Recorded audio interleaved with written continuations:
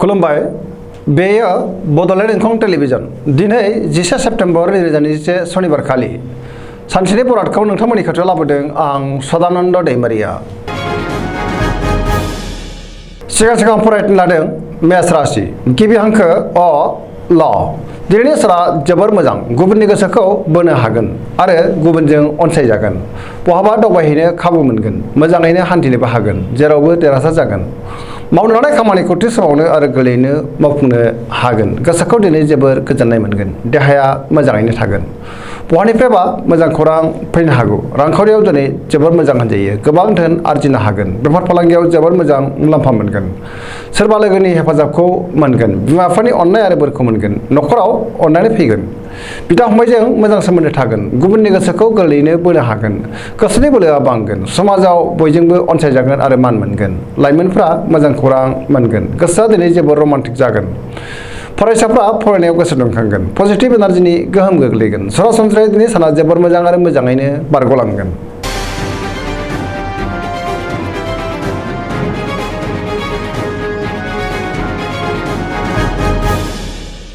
वृष राशि गिबि हांखो इ उ ब दिनैनि साना मोजां आरो गाज्रिनि गेजेरजों बाबेनलांगोन। गोसोखौ जोबोर गुलाय गुजाय मोनगोन। अदेबानि गोसोनि बोलोआ बांगोन। मावनो लानाय खामानिखौ थि समावनो मावफुंनोबो हागोन।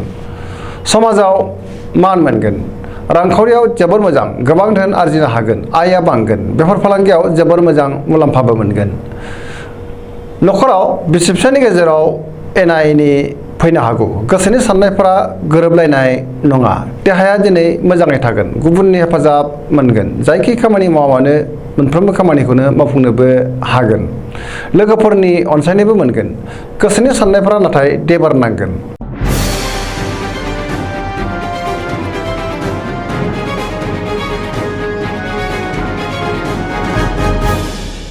मिथुन राशि गिबि हांखो क स दिनैनि साना जोबोर मोजां पजिटिभ एनार्जिनि गोहोम गोग्लैगोन। मोनफ्रोमबो बिथिङाव जाफुंसार जानो हागोन। गियाननि आंखाल जानाय नङा। गोसोखौ दिनै जोबोर गोजोननाय मोनगोन। गोसोआ जोबोर खुसि जागोन। देहाया मोजाङैनो थागोन। रांखावरियाव जोबोर मोजां गोबां धोन आरजिनो हागोन। आयआ बांगोन। मोननो गोनांखौ दिनै मोननो हागोन। बेफार फालांगियाव जोबोर मोजां मुलाम्फा मोनगोन। न'खराव दिनै अननानै फैगोन। समाजाव मान मोनगोन।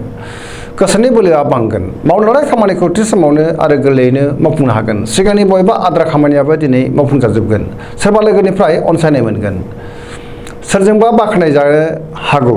गुबुनजों मोजां सोमोन्दो लाखिनो रोंगोन। लाइमोनफोरनि गोसोआ दिनै जोबोर रमान्टिक जागोन आरो गावबा गावनि गोसोनि साननायखौ फोरमायलायनोबो हागोन। फरायसाफ्रा फरायनायाव गोसो दुंखांगोन आरो मोजां फिथाइ मोनगोन।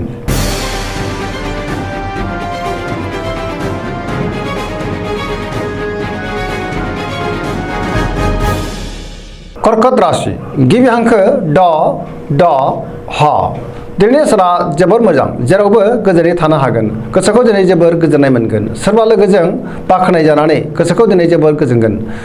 गोसोनि साननायफोरा जाफुंगोन। गोसोआव पजिटिभ साननाय फैगोन। मावनो लानाय खामानिखौ थि समावनो आरो गोरलैयैनो मावफुंनोबो हागोन। बेफार फालांगियाव जोबोर मोजां मुलाम्फा मोनगोन। न'खराव अननानै फैगोन। देहायाबो मोजाङैनो थागोन। गुबुननि हेफाजाब मोनगोन। बयनिबो गोसोखौ दिनै जय खालामनो हागोन। गुबुनजों मोजां सोमोन्दो लाखिनो रोंगोन। पजिटिभ एनार्जिनि गोहोम गोग्लैगोन। लाइमोनफोरनि गोसोआ दिनै जोबोर रमान्टिक जागोन आरो गावबा गावनि गोसोनि साननायखौ फोरमायलायनोबो हागोन।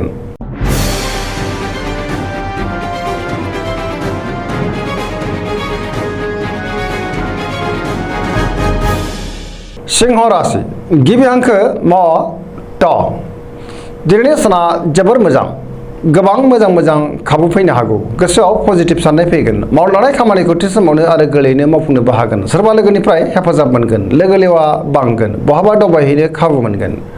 रांखावरियाव जोबोर मोजां अदेबानि खरसायाबो बांगोन। मोननो गोनांखौ दिनै मोननोबो हागोन। बेफार फालांगियाव जोबोर मोजां मुलाम्फा मोनगोन। गोसोनि साननायखौ गुबुननो फोरमायनो हागोन। न'खराव दिनै अननानै फैगोन। समाजाव बयजोंबो अनसायजागोन आरो मोजां मोनजागोन। गुबुननि गोसोखौ गोरलैयैनो बोनो हागोन। देहाया मोजाङैनो थागोन। बयजोंबो अनजागोन। गुबुननि थाखाय मोजां खामानि मावनानै होनो हागोन। गोसोआ दिनै जोबोर रमान्टिक जागोन। गोसोनि साननायफोरा जाफुंगोन। पजिटिभ एनार्जिनि गोहोम गोग्लैगोन।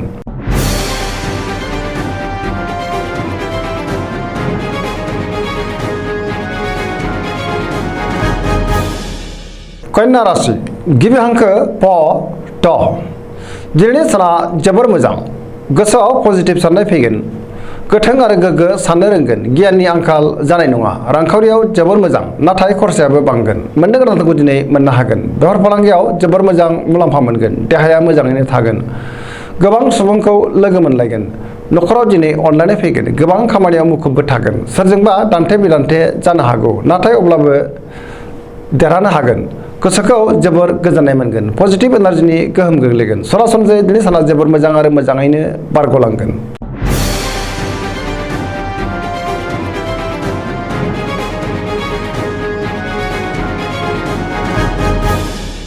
तुला राशि गिबि हांखो र ट दिनैनि साना जोबोर मोजां गोदान आरो गोथों साननो रोंगोन गियाननि आंखाल जानाय नङा गोसोनि बोलोआ बांगोन मावनो लानाय खामानिखौ थि समावनो आरो गोरलैयैनो मावफुंनो हागोन देहाया मोजाङै थागोन रांखावरियाव जोबोर मोजां मोननो गोनांखौ दिनै मोननो हागोन न'खराव बिसि फिसायनि गेजेराव अनलायनाय फैगोन समाजाव मान मोनगोन बेफार फालांगियाव जोबोर मोजां मुलाम्फा मोनगोन गुबुननि गोसोखौ गोरलैयैनो बोनो हागोन लोगोफोरनि हेफाजाब मोनगोन गोदान थांखि लानो रोंगोन सेंग्रा सिख्लाफोरनि गोसोआ दिनै जोबोर रमान्टिक जागोन आरो गावबा गावनि गोसोनि साननायखौ फोरमायलायनोबो हागोन गोसोआव गोजोननाय फैगोन पजिटिभ एनार्जिनि गोहोम गोग्लैगोन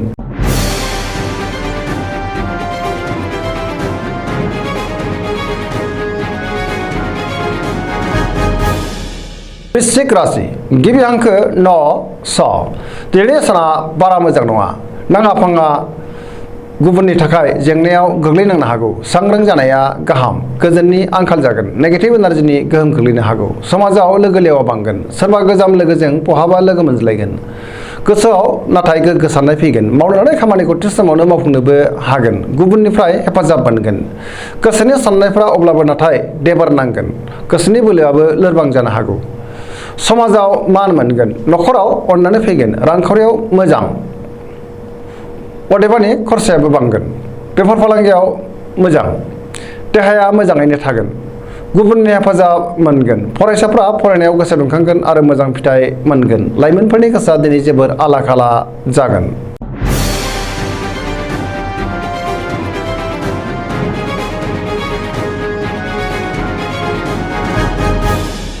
धनु राशि गिबि हांखो ध फ भ दिनैनि साना बारा मोजां नङा गोसोआव बेले बेजे साननाय फैगोन मावनो लानाय खामानिखौ थि समावनो मावफुंनो गोब्राब जागोन माबा नङा माबा मोनसे हेंथा फैनो हागौ गोसोनि साननायफोरा देबार नांगोन रांखावरियाव मोजां नाथाय खरसायाबो बांगोन मोननो गोनांखौ दिनै मोननो हागोन बेफार फालांगियाव जोबोर मोजां होनजायो समाजाव मान मोनगोन देहाया मोजाङैनो थागोन न'खराव बिसि फिसायनि गेजेराव एना एनि फैनो हागौ गोसोनि साननायफ्रा गोरोबनाय नङा बिदा फंबायजों गोरोबनो रोंगोन बहानिफ्रायबा गाज्रि खौरां फैनो हागौ लाइमोनफोरनि गोसोआ दिनै जोबोर आला खाला जागोन अदेबानि गावबा गावनि गोसोनि साननायखौ फोरमायलायनोबो हागोन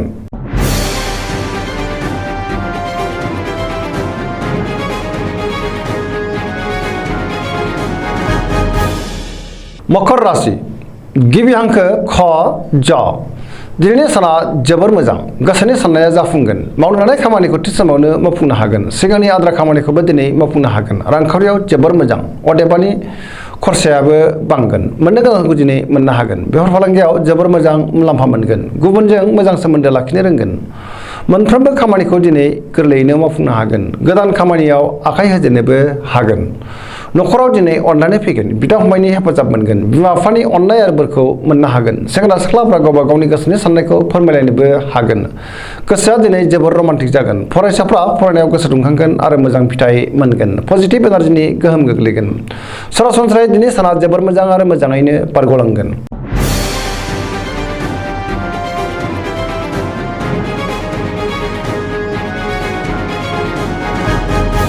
कुम्भ राशि गिबि हांखो ग स स दिनैनि साना जोबोर मोजां जेरावबो देरहासार जानो हागोन गोसोखौ दिनै जोबोर गोजोननाय मोनगोन मावनो लानाय खामानिखौ थि समावनो आरो गोरलैयैनो मावफुंनो हागोन बहानिफ्रायबा मोजां खौरां फैगोन समाजाव मान मोनगोन गोबां मुंदांखा सुबुंजों लोगो मोनलायगोन रांखावरियाव दिनै जोबोर मोजां बहानिफ्रायबा गोबां धोन मोनगोन देहाया मोजाङैनो थागोन न'खराव अनलायनाय फैगोन गुबुननि हेफाजाब मोनगोन बिमा बिफानि अननाय आरो बोर मोनगोन, बहाबा दावबायहैनो खाबु मोनगोन, पजिटिभ एनार्जिनि गोहोम गोग्लैगोन। जायखि खामानि मावा मानो मोनफ्रोमबो खामानिखौनो दिनै मोजाङैनो मावफुंनो हागोन। सरासनस्रायै दिनै साना जोबोर मोजां आरो मोजाङैनो बारग'लांगोन।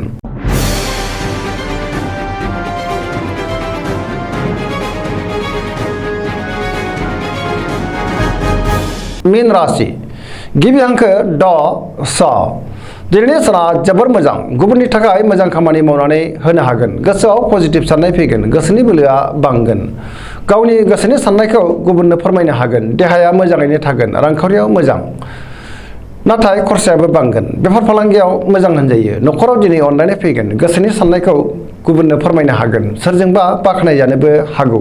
लाइमोनफोरनि गोसोआ दिनै जोबोर रमान्टिक जागोन आरो गावबा गावनि गोसोनि साननायखौ फोरमायलायनो हागोन। गोसोनि साननाय आरो लुबैनायफ्रा दिनै मोगथाङाव जाफुंगोन। फरायसाफ्रा फरायनायाव गोसो दुंखांगोन आरो मोजां फिथाइ मोनगोन। पजिटिभ एनार्जिनि गोहोम गोग्लैगोन। सरासनस्रायै दिनै साना जोबोर मोजां आरो मोजाङैनो बारग'लांगोन।